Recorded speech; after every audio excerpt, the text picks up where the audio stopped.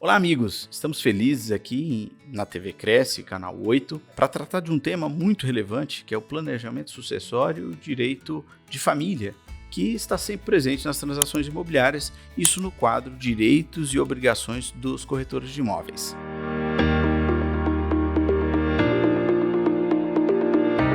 Será que fazer uma holding familiar é o melhor caminho?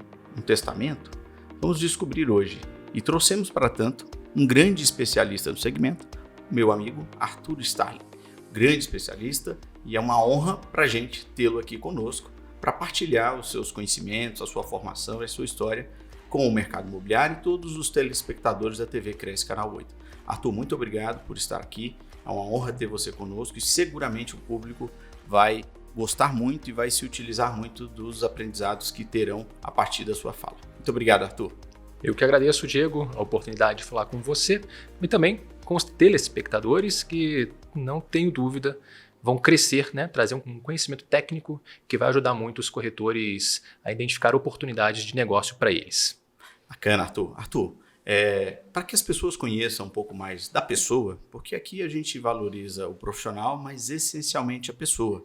O corretor, o cargo do corretor é importante, mas a pessoa, o CPF é muito importante. Então, nos conte um pouco da sua história, como que o direito nasceu na sua vida e como que o direito sucessório, que é um direito específico, nós partilhamos aí do mesmo ofício, Também sou advogado, mas uma segmentação específica. Me conta aí um pouquinho da sua jornada. Isso é engraçado, Diego. O direito surgiu na minha vida por uma imposição familiar paternal. Entendo. Meu pai militar falou, faz direito que você consegue, tem várias portas abertas. Faz direito que não vai dar errado. Não vai dar errado. E assim eu fiz. Passei a faculdade sem muito saber para onde estava fazendo e estava certo que faria concurso. Nunca passei num concurso público e sempre advoguei desde que formei. E a escolha do direito de família e sucessões, eu acho que é uma conjunção de fatores familiares que me levaram a isso desde a história da briga da família, do meu pai, pelo pinico do meu avô.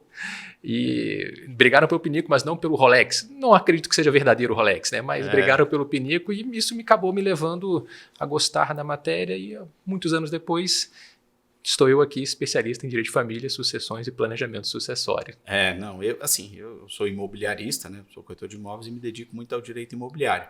E o direito de família tem que estar presente no universo imobiliário porque as brigas, as contendas quase sempre não são por pinicos, Elas são por imóveis. Os imóveis são o contexto dessas contendas.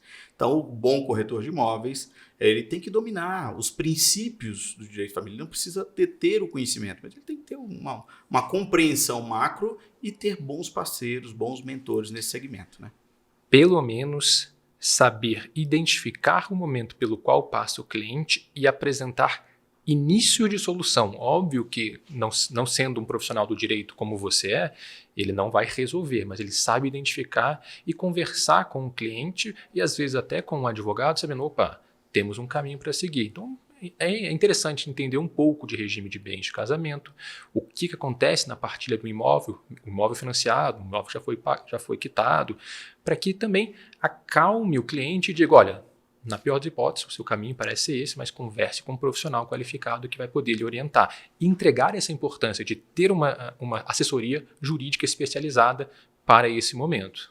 Bacana, Arthur. E a gente sempre diz isso sistematicamente. Toda vez que tenho oportunidade, digo, o corretor de imóveis não vende imóvel. Eu sempre digo isso. A gente vende serviço, a gente vende prosperidade, soluções. E à medida em que eu tenho bons parceiros, eu tenho mais conhecimento, eu sou um serviço mais relevante. Eu consigo solucionar e trazer mais tranquilidade e segurança na operação imobiliária. E eu defendo muito, Arthur, a multidisciplinariedade. A gente tem que ter parceiros que nos assessoram. Você tem que ter um bom contador, parceiro, porque o cliente vai te perguntar. Essas relações de prestação de serviço, elas são nutridas pela confiabilidade. E aí ele vai perguntar qual advogado é bom nisso. Então é bom que você tenha um parceiro de confiança. Eu gostaria que você falasse um pouquinho dessa perspectiva. Você tocou em 2 pontos que eu acho primordial e eu enxergo na profissão dos corretores. Tranquilidade e segurança, muito mais do que vender um imóvel. Porque que adianta você vender um imóvel que virá ou se tornará um problema porque o corretor não teve o cuidado mínimo de identificar riscos que estão ali presentes. Então, é isso, a multidisciplinariedade.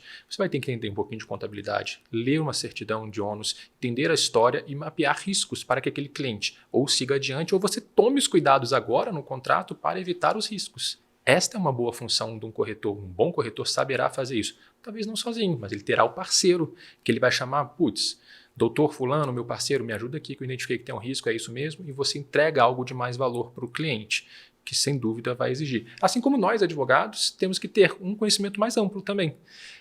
Eu, especialista nessas áreas, mas sei um pouco de direito constitucional, administrativo, tributário, porque invariavelmente chega criminal. Chega, Maria, estava na delegacia esse final de semana por violência doméstica, que não é a minha área de domínio, mas eu tenho as noções para assessorar o meu cliente.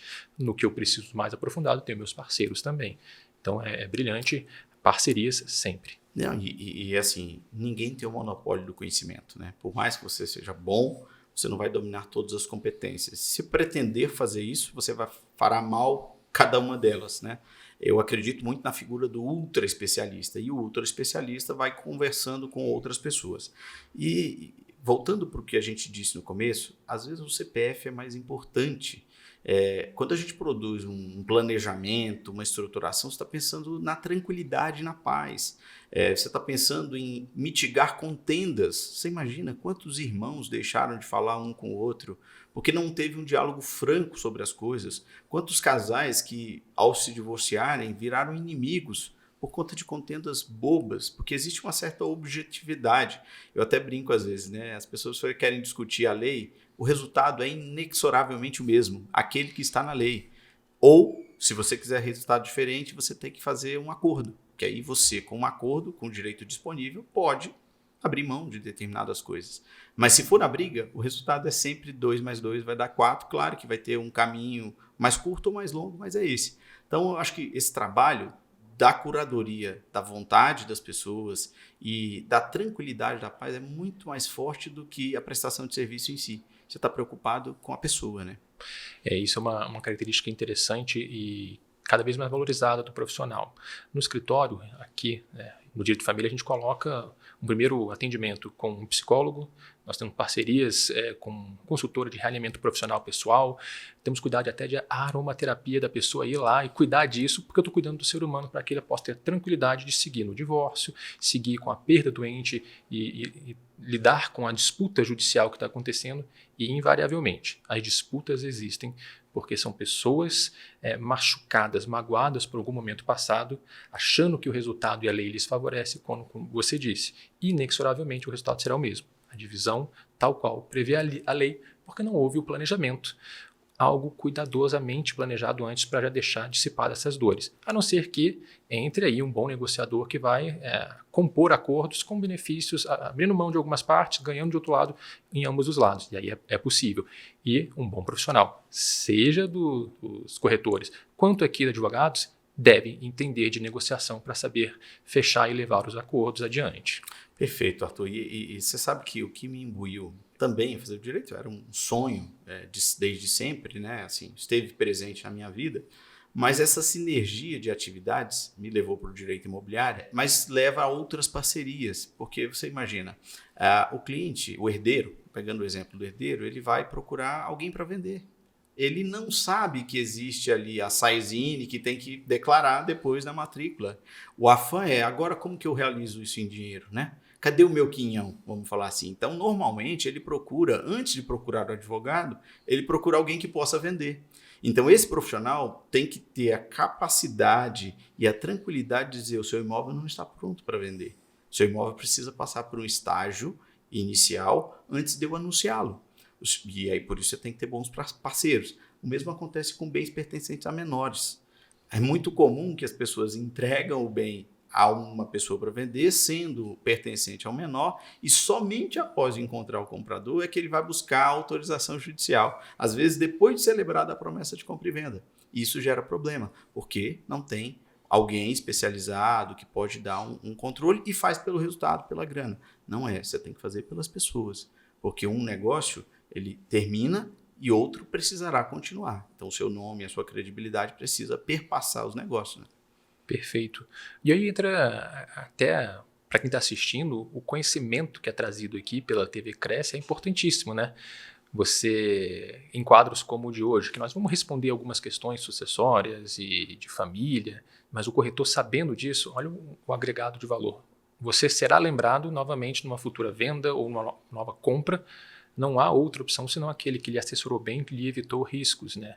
Então, é fundamental esse conhecimento, parceria e profissionalização do corretor. Ter uma visão ampla, não só do negócio, da sociedade, dos interesses do cliente, das vontades dele e dos riscos que ele está submetido. E eu vejo muito isso nas questões de divórcios, nas questões de sucessão, ainda mais agora, com reforma tributária em pauta. Tem muita gente, muitos corretores me buscam para saber, olha, estão vendendo porque querem fazer um planejamento, ou está comprando e quer fazer, já passando o nome dos herdeiros. É possível? Qual que é a melhor solução? Aí a gente tem que parar e analisar o caso para ver, né, qual que é. Com certeza, né? E a gente acha que existe, assim, uma luva que cabe em todo mundo, né? Todo conhecimento novo, né? E agora a gente vive um certo, eu diria, fetiche, né, mercadológico pelo planejamento sucessório, porque vira uma grife, né? Então todo mundo quer falar sobre, todo mundo tem opinião sobre, ou se auto-intitula especialista, e às vezes é complexo, e aí se vende, né? Vem com o nome holding familiar, é um nome bonito, palatável, com um certo estrangeirismo. Então isso, né, vem de uma ideia de autoconhecimento, um conhecimento elevado, né? E nem sempre é. Às vezes a solução não é, por exemplo, a constituição de uma holding. Eu queria que você falasse do modismo, né? Ou seja, existe uma coisa que é o modismo, que é achar que tudo cabe ali, e às vezes tem alternativas que a pessoa não consegue enxergar porque só olha o modismo, né? Eu queria que você falasse um pouquinho disso. Desde daí do impacto da pandemia, cresceu assustadoramente o número de pessoas profissionais do direito falando sobre planejamento sucessório, mas de uma forma muito pequena, muito restrita. O planejamento sucessório é muito amplo e as pessoas se limitam à holding dizendo que a solução é o mais viável e que cabe em todos, quando não é verdade, não cabe.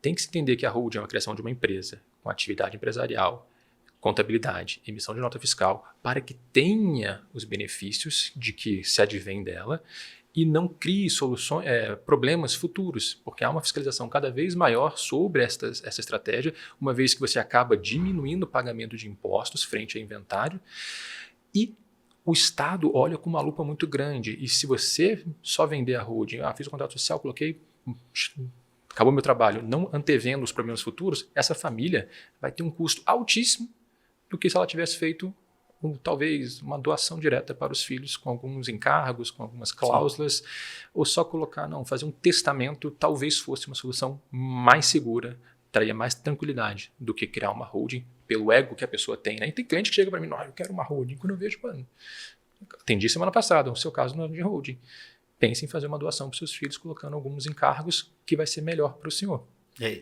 Espetacular, Arthur. E é por isso que eu defendo o ultra especialista. Eu falo isso, nenhum corretor vem de Sobradinho ao Gama, enfim, falando aqui do Distrito Federal, nenhum corretor faz loteamento, gestão de aluguel sozinho. Você tem que ser ultra especialista para você agregar valor. Uma coisa aqui que a gente vê no direito de família, às vezes a pessoa fala, não, vou fazer a doação e aí só vislumbra o usufruto como possibilidade. Você acabou de dizer uma possibilidade, é uma doação modal com encargo, estabelecendo um determinado encargo que é uma cláusula, que pode ser superado ou não. Tem consequências quando você escolhe, né, fazer determinadas coisas. Mas por que a pessoa faz desse jeito? Porque ele consultou alguém que pressupõe ser especialista, não é ultra especialista. Né? E quando a gente fala em doação com usufruto, que é o que todo mundo conhece, uma coisa importante de saber, até o corretor, é que você está, ao doar a nua propriedade e reservar o usufruto, você paga uma parte do imposto agora de transmissão e deixa o restante para o futuro. E no futuro vai ser de acordo com a legislação do futuro. Nós estamos num momento de reforma tributária que pode aumentar e muito. Então você deixa para o futuro, a pessoa acha que está economizando agora e vai pagar muito mais caro na frente ainda. Daí entra outra solução. A gente cria um encargo. Não, dou para os meus filhos com encargo de que eles cuidem de mim, inclusive me cedam moradia até o fim da minha vida para que eu possa residir no mesmo local, no mesmo imóvel.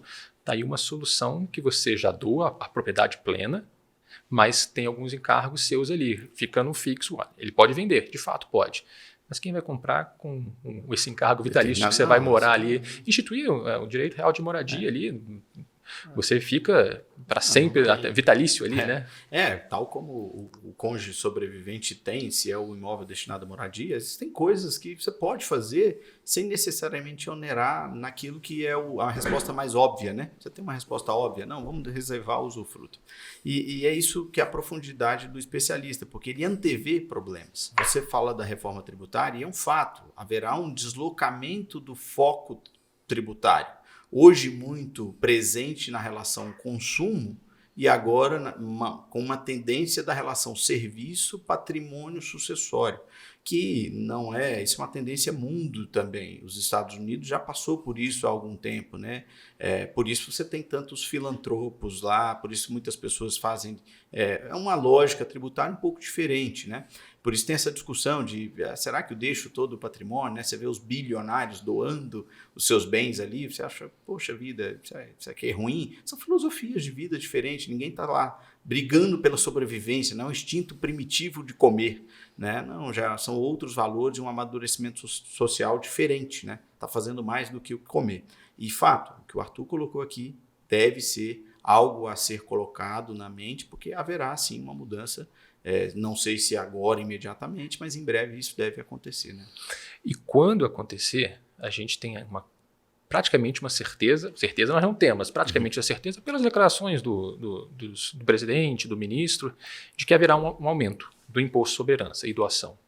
E uma uniformização no país, que vai dificultar o planejamento sucessório através de holding para obter vantagens tributárias, porque os tributos serão iguais no país inteiro, valendo para todos e tendo a obrigação de fazer inventário no local.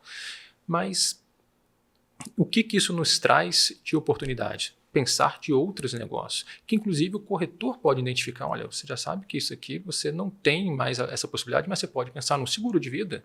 Seguro de vida é uma tremenda ferramenta para passar patrimônio com baixo custo tributário. Previdência privada é outro também, com seus detalhes que eu prefiro o seguro quando é viável do que a previdência, mas também é uma tremenda ferramenta. Testamento. Fiz 2 testamentos na última semana de pessoas. Uma que tem bastante patrimônio, mas não quer realizar o planejamento sucessório de doação, de bens ou até de empresas nesse momento, não faz sentido para essa pessoa. E outra que tem poucos bens, mas dentro deles é um negócio que ele não quer que o pai do filho, que não é o marido dela, tenha a titularidade ou administre na sua ausência. Preocupando. Então, tem uma outra solução para ela, com custo baixíssimo, tanto dos honorários advocatícios, quanto do custo em si de se implementar. Com a vantagem de que ela pode navegar em cima desse planejamento, vendo, opa, mudaram as circunstâncias, agora eu quero rever o meu testamento, ou até mesmo implementar algo de imediato que vai fazer a transferência da propriedade. E Arthur, eu tenho alguns mentores no mercado imobiliário, um deles é o Eliorn da Cirela, fundador e proprietário da Cirela. Eu o admiro, um judeu, uma pessoa extraordinária. E ele fala, sucessão se faz em vida, né? Por várias razões. Os pais conhecem os filhos, eles sabem quais são as suas fraquezas, suas forças. E quando a gente fala de não fazer pelo instinto da sobrevivência, é muito no sentido de analisar as competências e não se melindrar porque você não vai ser o CEO do grupo familiar ou isso, o outro tem uma competência diferente da sua, e você poder corrigir os rumos também, se a coisa não fluir como você quer, por exemplo. E tem um outro aspecto que eu reputo muito forte da doação pura e transferência, às vezes para um menor com 16, 15, 14 anos, é incutir na cabeça dele de que é fácil as coisas, né? E que de alguma forma ele já recebeu tudo aquilo e pronto, ele está pronto para a vida, ele precisa lutar menos, né? Acho que cada família vai ter que fazer essa curadoria. Por isso é que a pessoa é mais importante. Porque eu não posso dizer que a doação é a solução se aquele filho ainda não está amadurecido o suficiente para entender que ele é proprietário de um conglomerado de empresa, por exemplo. Ou, de repente, o testamento seja a solução para gerar uma expectativa de debates familiares. Então, acho que isso que você faz e faz muito bem, de colocar a pessoa no centro, é fundamental. E quando você traz essa questão humana de formação pessoal, de formação de caráter, de entendimento para aquela pessoa, preparando-a como ser humano e como sucessora do legado da família, seja ele qual for, nem sempre serão muitos bens, mas serão valores, né, para que ele se crie o seu patrimônio. Mas é importante isso. Hoje, a gente pensar em menos facilidade, mas ter valorização daquilo que foi criado pela família. Porque seja um imóvel de classe média, 1,5 milhão, 1.800.000 reais. O quanto foi difícil criar isso e deixar para o filho. Diga você que está recebendo esse único imóvel, achando, mas vou ter que dividir com meu irmão, tudo. Tudo bem, tira da equação. Batalhe e crie esse imóvel de 800 mil reais. Em condições de passar para os seus filhos, que não basta ter, você tem que falecer e ter o imóvel ainda.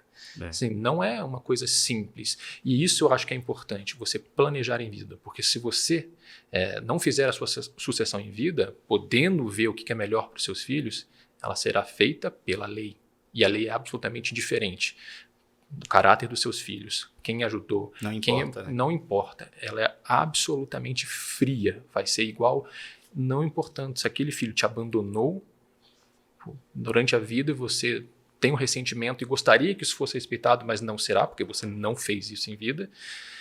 De modo que eu acho até mais inteligente você podendo, conhecendo seus filhos, fazer esse planejamento em vida e testar. Funcionou, não funcionou? Opa, vou voltar atrás, vou fazer o ajuste aqui, do que deixar lá na frente e adivinha o quê? Haverá insatisfações.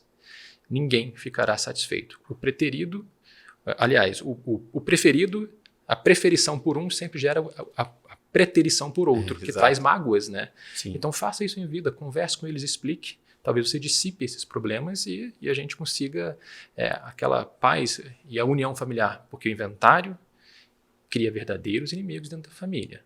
E pela pior coisa possível, dinheiro, bens, que quando não foi cuidado dessa questão pessoal e da formação deles, vai se perder rapidamente. Que seja um patrimônio de 10, 15, 20 milhões. Em poucos anos perde e a pessoa está de novo numa kit alugada devendo. E sabe, Arthur, o mercado imobiliário, eu sempre digo isso, tem mais a ver com carne e osso do que tijolo e cimento.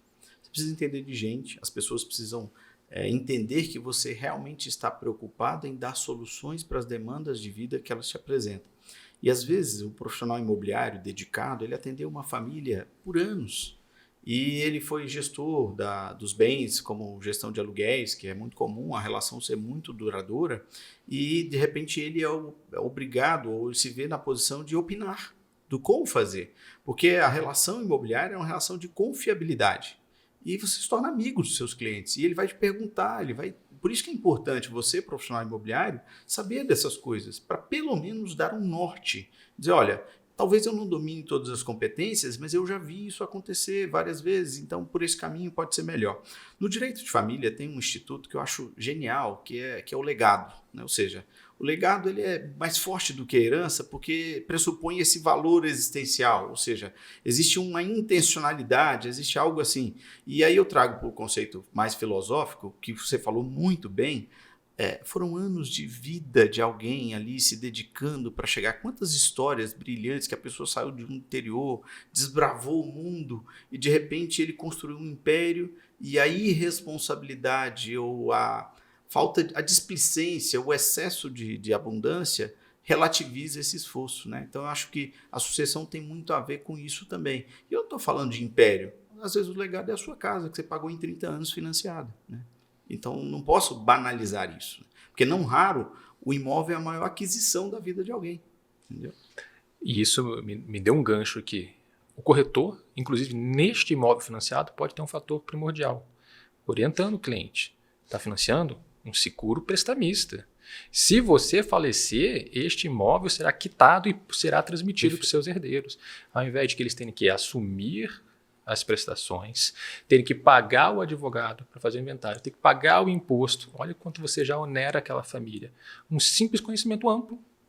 Você sabe que o corretor ele faz o compliance do imóvel, o bom corretor, né? Ele tira certidões, confere o contexto imobiliário, dá conselhos. E eu sempre disse isso para o cliente, que assim, olha, se você tem a habilidade de poupar, ok, poupa e compra à vista. Mas eu falo por mim, sempre pagarei a parcela de qualquer imóvel. Por quê? Porque tem isso do seguro. Acho que se você pagar o seguro de vida, só o seguro, gera um certo estigma, né? O Brasil ainda tem isso de, poxa, tá querendo, vai morrer, quer morrer. Não, não é isso. É amor, carinho, é preocupação, é zelo. Mas o imóvel já tem embutido, porque você tem um seguro prestamista com participação da renda, é um seguro dúplice para os cônjuges, porque um ou outro tem. E o beneficiário é aquele que reside naquele lar. Pelo menos você não vai perder de todo o seu lar. Então, eu acho isso genial e a pessoa vai construindo patrimônio e pode diversificar. Às vezes eu vejo muito isso com quem é muito rendista. Fala, não, eu vou colocar tudo nas aplicações e vou deixar tudo muito líquido.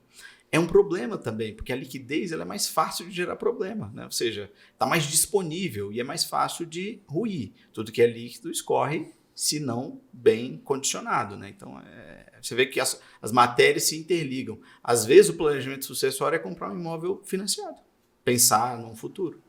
Com certeza. E é importante a gente pensar, e eu acho que agora a gente pode, já preparamos muito aqui a audiência sobre o planejamento sucessório, o que você pensar e como a importância de você entender e dominar. Mas saiba você, corretor de imóveis, existem alguns perfis e algumas formas que vocês podem ajudar o cliente de vocês hoje. Está preocupado com a reforma tributária, ele veio atrás de você para criar uma holding, isso faz sentido, não faz? Vamos pensar juntos. E eu vou pedir a sua ajuda, viu, Diego? Ótimo. Uma família, nesse contexto, com um imóvel de 1,5 milhão, que 3 filhos. Faz sentido criar uma empresa para transmitir esse patrimônio? Eu já respondo que não. Foi o caso que eu atendi agora, semana passada. Falei, olha, os custos que você vai ter para criar uma atividade empresarial, ter uma contabilidade dessa empresa, emitir nota, pagar os meus honorários, pagar o imposto de TBI, depois de doação das cotas, vai sair mais barato você doar esse imóvel hoje. Você vai pagar 4%. No outro cálculo, nós estávamos chegando ali a 6,5%, não me lembro agora, 6,5%, 7%. Um pouco maior do que o que ele efetivamente pagaria.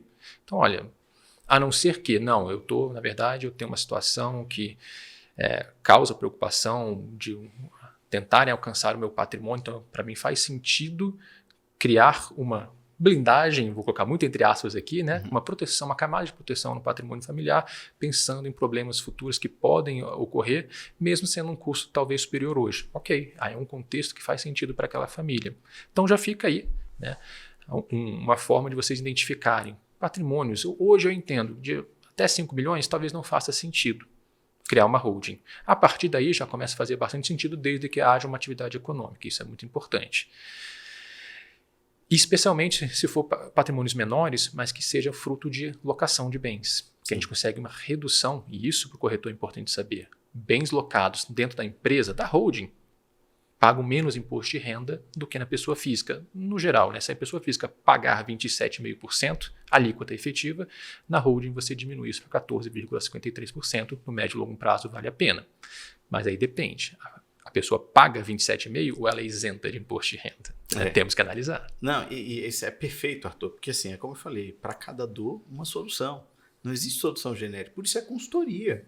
Se fosse genérico, era um manual, a pessoa seguia o manual. Então, assim, por isso você tem que buscar o ultra especialista, porque ele vai identificar o seu caso, tal como um médico, ele vai identificar a sua dor e vai prescrever a solução. Não dá para dizer que a holding é a solução para tudo. Eu também não posso ser absolutista e dizer que até X invariavelmente, até tal valor não faz sentido. Eu coloco numa perspectiva, sabe, Arthur, que no mundo pós-guerra, as coisas, os contratos, eles ganharam uma força maior do ponto de vista da função social do que fazem. Eu também não posso ter uma empresa que não gere lucro. Então, eu também concordo com você, também na perspectiva de uma empresa meramente inativa. Ela gera lucro pela economia, mas ela pode gerar lucro pela atividade, ela tem que ter alguma atividade, ainda que seja a gestão locatícia dos bens próprios dada a um corretor ou um imobiliário.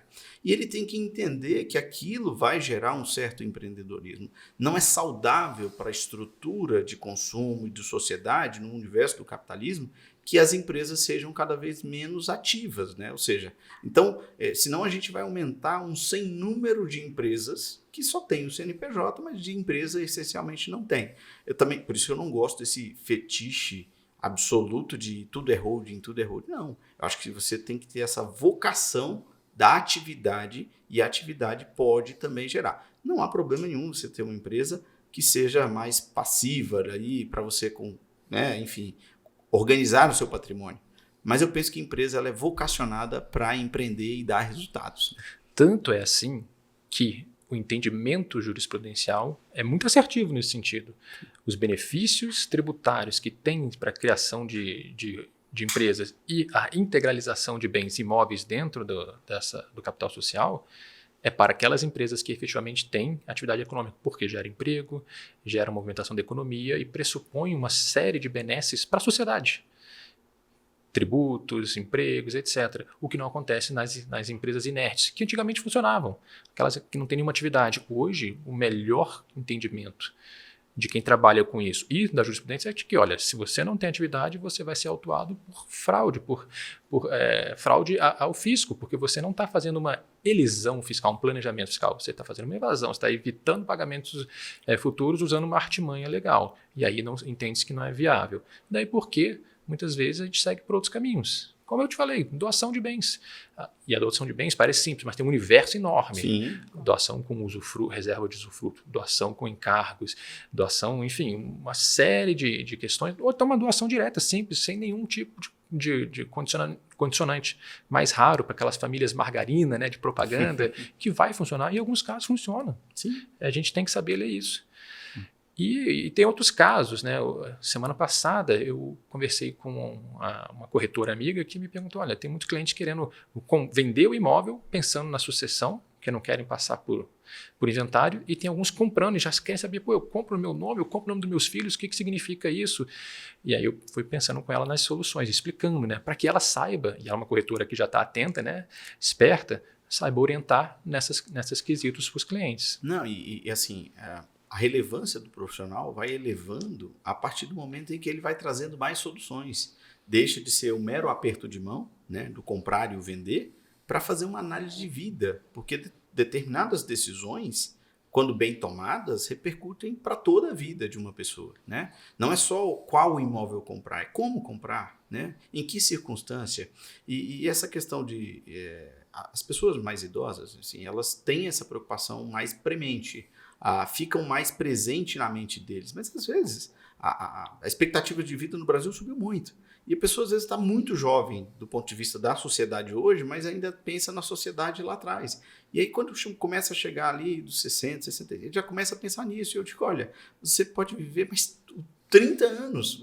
As pessoas estão esticando a vida ativa e antecipa de tal forma, esvaziando sua possibilidade de atuação, pensando numa sucessão, e por vezes ele vai, porque a morte é um fato incerto, assim, não escolhe, né? Ela é algo mais democrático que possa existir, né? Todos, em algum momento, vão se deparar com isso. Então, também não é só por isso. Tem que ter uma inteligência, não é só porque eu estou preocupado com os meus filhos, é também, mas não é só isso, porque o Roberto Marinho, por exemplo, para ficar num exemplo que todos conhecem, ele fundou a Globo aos 60 anos. Então, assim, se ele estivesse pensando em sucessão aos 60, ele não teria fundado uma grande empresa que tem resultados expressivos aí mundialmente, né? Perfeito.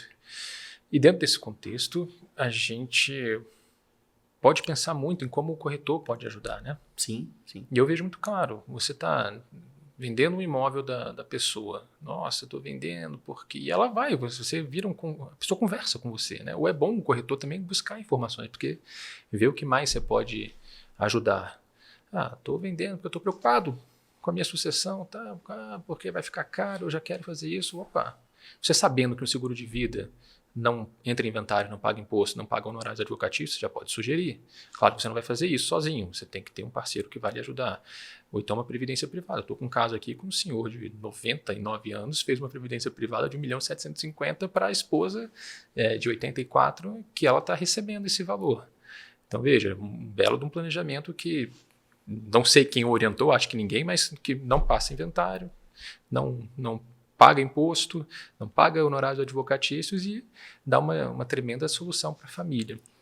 Então é isso, saibam os corretores que tem muitas ferramentas, holding não vai resolver tudo, em alguns casos vai, outros tantos não. É importante vocês identificarem essas possibilidades e orientarem para outros caminhos também. E saber disso vai fazer uma tremenda diferença profissional.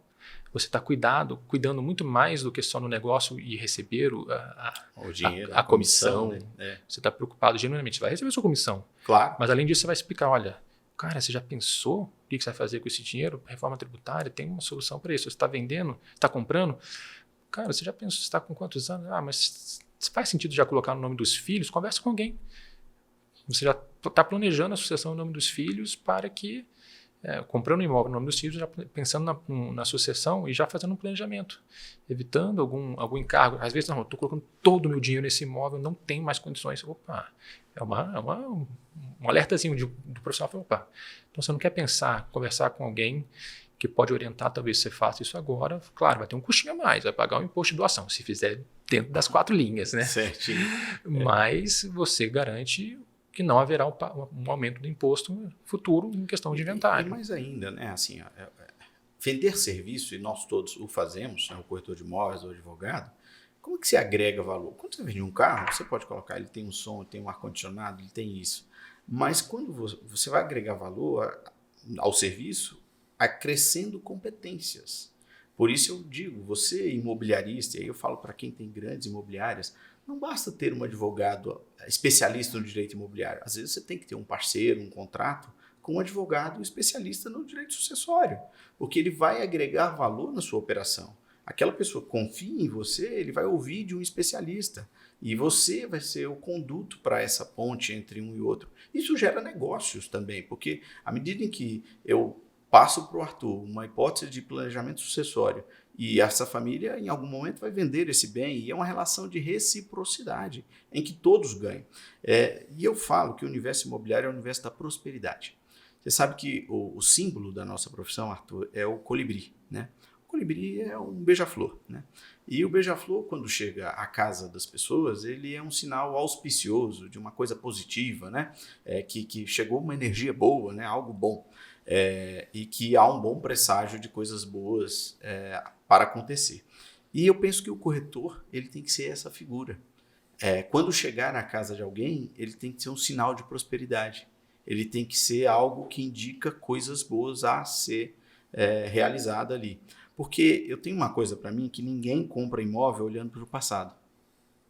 Então, essencialmente, o corretor é alguém que olha para o futuro, ainda que seja para resolver a dor de um divórcio, ainda que seja para resolver a dor de uma sucessão, de um falecimento, decorrente de um falecimento. Mas ele é esse conduto da prosperidade. Seja por que motivo for, a venda ou a compra de um imóvel é um marco muito importante. Sim. Seja porque é o seu primeiro imóvel e é uma tremenda vitória, seja porque é mais um deles e você está pensando em deixar para o filho, seja porque você está vendendo para deixar para trás uma etapa que foi bonita e agora se tornou dolorosa num divórcio, no inventário, mas é sempre um marco. Então essa analogia que você faz da prosperidade, trazendo a história do beija-flor que eu não conhecia, eu achei incrível e fantástico. Importante que o próprio corretor se veja desta forma, porque vai atrair prosperidade para ele. Sim. A gente, quanto mais que faz network, quanto mais a gente conhece gente, quanto mais a gente tem parceiros, a gente cria opções de negócios. Eu faço negócios com corretores que eu passo oportunidades, corretores me passam oportunidades que me geram negócio e assim por diante. Não só corretores de seguros, corretores de imóveis.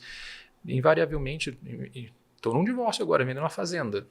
Estou no inventário que estão vendendo bem. E, assim, oportunidades existem. Se a gente tem um parceiro que tem esse viés de prosperidade, que a gente confia com o trabalho bem feito, vai fazer uma boa análise da documentação pessoal e dos imóveis, vai redigir um bom contrato, tem um bom canal com o cartório para agilizar coisas, que isso é muito importante. Uma tremenda ferramenta que vocês têm, esse trâmite nos cartórios e conseguir agilizar as coisas. Às vezes o cliente está numa urgência, ele precisa resolver isso rápido e isso é um trunfo gigantesco, você furar a fila.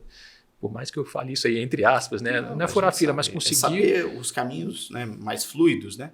E isso, Arthur, é tão verdadeiro, porque assim, 2 coisas você nunca vai ter sozinho. Poder e dinheiro. Nunca, nunca.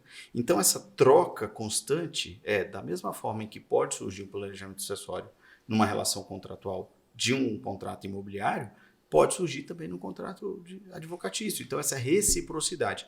E tem mais, Arthur. Eu acho que o maior ativo no mercado imobiliário, por isso o CRECE existe, o CRECE é um tribunal deontológico, ético, para salvaguardar a credibilidade do mercado imobiliário. Porque o maior ativo é a credibilidade. E associar a minha imagem a profissionais exitosos, competentes e ultra especialistas trazem para mim a credibilidade que o Arthur ostenta no seu escritório. E vice-versa. Quando você se associa a bons corretores e o cliente é servido integralmente, ele fala, poxa, o Arthur preocupou-se com cada detalhe do processo da minha vida. né? Resolvi aqui essa questão da dor da sucessão. Mas e a venda? E a gestão dos aluguéis? Quem faz? E é um belo trunfo. Você não só é competente na sua área, mas indica outros profissionais tão competentes quanto ou mais. Exato. E a pessoa fica encantada. E adivinha o quê? Essa pessoa vai sempre te buscar para novas oportunidades. Ela sabe que você tem um bom contexto de relacionamento. Diego, você me indicou o Arthur, que fez um belo trabalho, mas você tem uma outra pessoa aqui para me indicar uma compra de uma fazenda, para fazer algum outro negócio? Opa, não é que eu tenho essa pessoa aqui que você pode contactar. Eu vou apresentar vocês ou juntar. E aí é o ganha-ganha. Uma das coisas até que eu aprendi com você, viu, Diego? Ninguém enriquece sozinho. A gente gera oportunidades um para o outro. Hoje eu gero uma oportunidade grande para você, que você vai receber uma comissão, vai estar bem, mas no futuro você vai gerar uma oportunidade para mim. E mais rápido do que a gente imagina. Isso acontece e vai se alimentando. E aí a gente consegue ter sempre negócio, ter sempre ativo e prosperar. E aí eu vou entrar numa seara, né, para falar um pouco do Arthur também. Assim, a gente aprende, não só ganha dinheiro, né, você ganha habilidades, né? Eu admiro a sua habilidade mais serena. Eu sou um advogado com outro perfil, né? Isso é bacana. Depois a gente vai emendar nesse assunto, mas eu queria falar especificamente desse ganha-ganha, porque você está com um bottom muito bonito e isso tem uma simbologia que eu acompanho, que é justamente nesse espírito da construção de relacionamento, de troca de experiência de negócio, né? Eu aprendi, Arthur, que assim, há muito tempo a gente é educado a acreditar que o network é ser interesseiro, né? Assim, a gente aprende, não, eu tenho que me associar com as pessoas que são interessantes, ou que são relevantes, né, do ponto de vista de negócio. E o tempo foi me mostrando que network é feito quando você passa a ser interessante. E as pessoas querem estar contigo. Você entrega e aí você constrói. E a BNI é algo assim, que eu sei que você faz. Eu queria que você falasse um pouquinho sobre isso, como isso é importante para você na vida. O BNI, o Business Network International, é um grupo de networking que está agora em Brasília há 2, 3 anos, está presente no mundo inteiro, mais de 77 países, há 30 e tantos anos, e tem uma lógica de networking completamente diferente. A gente não está lá para consumir um do outro. Eu estou lá para acessar a rede do Diego em pessoas que podem se servir do meu serviço. Então, você vai virar um propagador do meu serviço, um propagador qualificado, para identificar nas suas relações alguém que precisa de um divórcio, de um inventário, de um planejamento sucessório. E eu também estou olhando na minha rede falando, putz, fulano quer vender, Diego é corretor. E a gente une os dois. E uma coisa que eu aprendi no BNI é que o network não é por interesse, é pelo contrário, é abnegação. Faça sem querer nada em troca. É a melhor venda que você vai ter. Uma coisa que eu aprendi lá dentro, esmague as pessoas com sua generosidade. Ajude. As pessoas vão te ajudar de volta porque você ajudou. E isso, depois que a gente entende que é para servir, para criar oportunidades, é impressionante como gera um ciclo virtuoso de prosperidade que existe. A gente tem dificuldade de acessar lá fora, mas depois que a gente aprende, ele existe e é real, ele acontece. E o mercado imobiliário prova muito isso, sabe? E na advocacia, nós, advogados, fazemos muitas ações pro bono, eu já fiz várias vezes, e essas ações pro bono trouxeram ações que eu nunca imaginei ter acesso, e na corretagem é a mesma coisa, eu já fiz negócio para não receber honorários, e isso trouxe outras tantas possibilidades. Eu digo profissional imobiliário, nós estamos no conjunto de maior prosperidade do mundo, né? Os ativos imobiliários é o conjunto de ativos mais valioso do mundo, se você conseguisse liquidar todos os ativos. Mas você não tem que estar pelo dinheiro, porque se ele faltar você vai embora, não assim. E se outro oferecer em outro lugar, talvez você deixe. Você tem que estar pelo propósito, você tem que enxergar esse propósito. E é como você falou, acontece. Quando você se preocupa com as pessoas, com o processo, com a jornada, e como eu disse, na minha perspectiva de hoje, network é ser interessante, ou seja, as pessoas quererão estar ao seu lado, é natural, é um fluxo. Parece romântico demais, mas isso é ciência. O dinheiro é uma energia. Por isso a importância da sucessão. Porque se você carrega a energia da escassez e tirando um do outro e querendo tirar e mitigar, ninguém ganha. Ninguém ganha. É uma coisa genial. Por isso eu quis falar do BNI e eu acompanho sua atividade lá e é genial. Enfim, eu acho que é válido. até aproveitando, o Beni ele tem, explicando um pouquinho mais, tem cadeiras exclusivas, tá? Então, numa equipe só haverá um corretor de imóveis, todos da equipe saberão quem referenciar, que a gente chama, né? Aquele único corretor de imóveis. Então, isso é um belo de um diferencial. E quando você fala de ser interessante, a leitura que sou eu, Arthur, faço do ser interessante é ajudar. Porque o Arthur é interessante porque ele sabe muito sobre microfísica. Não, ele é interessante porque, cara, ele estava ali no grupo do Beni, me viu ali, me ajudou com uma dica que me gerou um negócio, na minha apresentação que gerou um negócio. Opa, por que ele fez isso? Como é que eu posso ajudar o Arthur que me ajudou? É isso, você vai ajudando aos pouquinhos. Chegou no momento, Diego, como é que eu posso te ajudar? Você, Diego, me buscou para um cliente, não é de graça, mas eu estou ajudando um cliente que vai me gerar oportunidades e vai gerar de volta para você oportunidades pela generosidade sua de me trazer o cliente, de me colocar, usar toda a sua reputação com a pessoa para dizer, olha, a pessoa indicada é o Arthur. Em algum momento isso vai voltar para você. Sim. Porque para quem eu vou gerar negócio? Eu estou aqui, vou gerar negócio para o fulano ali na rua. Não, com o Diego, que não só é um cara educado, é um cara competente, vendeu um imóvel meu, comprei e vendeu um imóvel meu, mas também me gerou um outro negócio. Olha, faz muito sentido para mim retribuir, né? Sim. E você leva isso para o longo da vida, com mais 40, 50, 70 pessoas.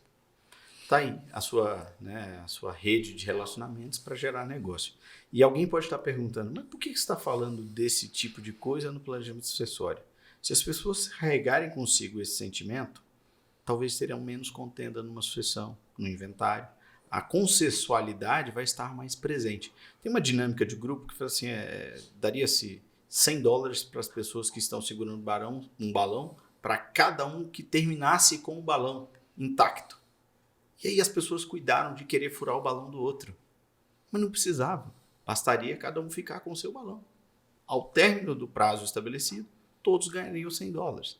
Mas às vezes a perspectiva da pessoa é olhar no outro para diminuir ou, enfim, impactar naquilo que o outro ganha e não naquilo que eu efetivamente já tenho. Então isso ajuda muito na construção da consensualidade. Eu disse há pouco, Arthur, que uma das habilidades que eu admiro em você, e por isso indico algumas questões que não domino plenamente como ultra especialista, e por isso eu prefiro fazer parceria do que efetivamente enfrentar, é essa sua serenidade e a capacidade e habilidade de construção de consensualidade, que parte até desse tom de voz, dessa percepção e desse olhar de credibilidade. Você é um grande construtor de acordo. Eu queria falar que você falasse um pouquinho mais dessa habilidade e da importância disso, para você como profissional e para o processo, né?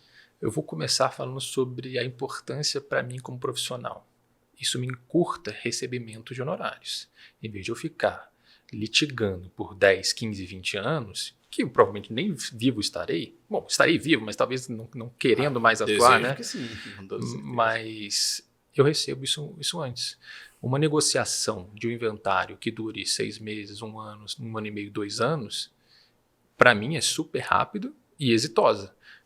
Porque o caso que eu estou vendo vai levar 20 para começar a tramitar de novo. Vamos discutir, tudo bem discutir, vai chegar, opa, tá, ok, os parâmetros são esses agora, vai tramitar. Cara, eu recebo menos, talvez, num contexto de planejamento sucessório do que inventar o inventário. E aí eu recebo menos. Mas eu recebo logo e vou estar recebendo com frequência. Para mim é melhor do que esperar 15 anos para receber. E quando a gente já está instalado num conflito, e aí não vai mudar, meus honorários não vão mudar, né? A lei não permite isso, graças a Deus. Eu fico feliz. Né?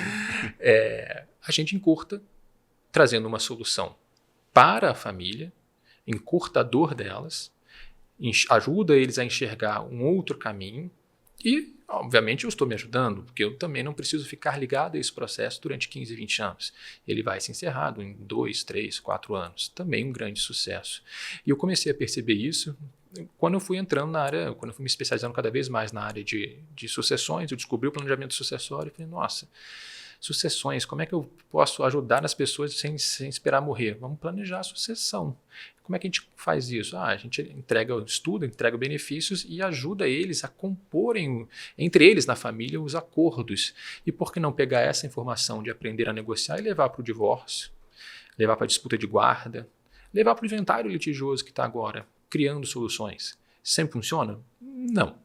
Mas quando funciona, na maior parte, pelo menos comigo tem funcionado, traz um ganho tremendo. E para mim, eu vou te dizer, casa de 90% de êxito, tá? De negociação. Não que seja fácil. Estou dizendo, às vezes estou negociando 6 meses, 2 anos, mas está lá, estamos litigando, mas criando, deixando porta aberta, trazendo opções.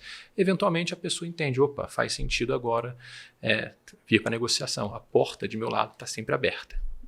Não, e isso é tão presente no direito, e aí já falando com quem advoga, eu acompanhei ativamente a transformação do Código 73 para o nosso atual código e permeia todo o sentimento do código essa tentativa permanente da consensualidade.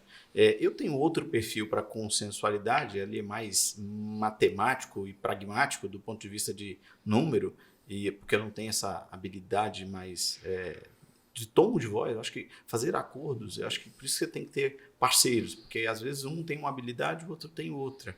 Fazer acordos pressupõe essa neutralidade profunda e até o tom de voz, a entonação. Como negociador, quem faz acordo não é bem um negociador, ele negocia, mas ele negocia mais neutro, né? Mais um árbitro. E como eu tenho intrinsecamente estabelecido a negociação, então talvez não para esse tipo de acordo dentro da sucessão, mas em outro contexto. Mas é genial, porque uma outra coisa que eu coloco, e você colocou muito bem, nós, prestadores de serviços, vendemos tempo, o nosso tempo. Alguém até pergunta, como quantificar honorários? Você divide o seu tempo e o que você tem para vender. Quantas horas você vende por dia? Bom, qual é o seu custo e quanto você tem de expectativa de ganho? Você vai achar a sua hora.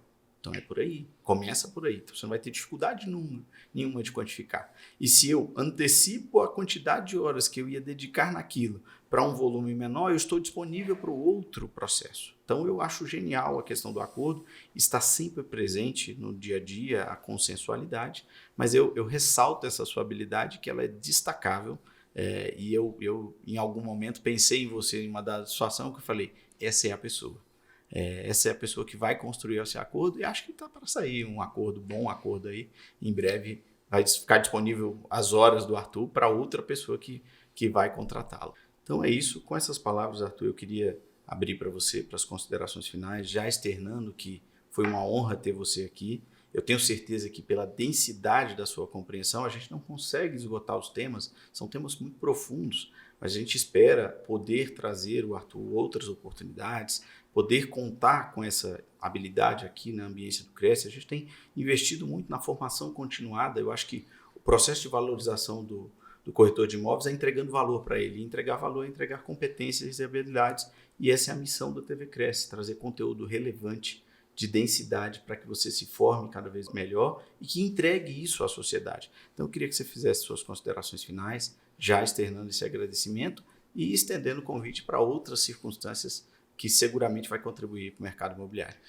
Eu que agradeço o convite, Diego, agradeço a TV Cresce e todos que estão assistindo pela possibilidade de trazer um pouco de conhecimento, de alerta também, né? Como você conjugar aí o trabalho do corretor com um profissional do direito, advogado, direito de família e sucessões, muito preocupado com a questão sucessória, entendendo que é um momento que está em voga essa preocupação dos seus clientes. E espero que tenha tido bons insights para não só orientar bem o cliente, mas visualizar as parcerias que são necessárias para o engrandecimento profissional. De meu lado, fico sempre à disposição. Aqui na TV Cresce tem meu contato, não sei se vai aparecer em algum lugar, fico absolutamente à disposição para criar canal de comunicação, tirar dúvidas e auxiliar no que puder. E já aceito o convite para retornar em outras oportunidades, talvez pílulas de aulas mais técnicas para tirar dúvidas que surgirão. Não sei se existe um canal para dúvidas sim, depois. Seguramente, a gente redirecionará aí as dúvidas. Então é um grande prazer e honra poder compartilhar aqui conhecimento. É isso aí. Gente, muito obrigado. Eu queria que você presenteasse um amigo indicando, compartilhando esse conteúdo um corretor, um cliente que está vivendo uma dor neste momento sobre sucessão, sobre planejamento sucessório, e você mesmo, siga o Cresce, a TV Cresce Canal 8 nas suas redes sociais, compartilhe todo o conteúdo, você fará um bem. Talvez o conteúdo aqui pode mudar a vida de alguém. E essa é a nossa missão, ser relevante para a sociedade, entregar um profissional cada dia melhor para a sociedade, para que ela veja o corretor de imóveis como indispensável. Acompanhe o nosso conteúdo, siga o canal da TV Cresce Canal 8 e compartilhe. Muito obrigado pela sua audiência.